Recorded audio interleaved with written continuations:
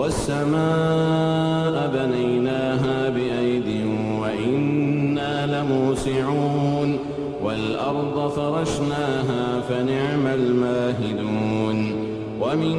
كل شيء خلقنا زوجين لعلكم تذكرون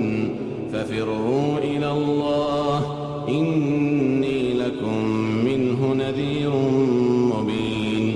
ولا تجعلوا مع الله إلها آخر إني لكم منه نذير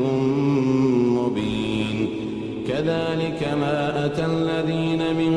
قبلهم من رسول إلا قالوا ساحر أو مجنون أتواصوا به بل هم قوم طاغون فتول عنهم فما أنت بملوم وذكر فإن الذكر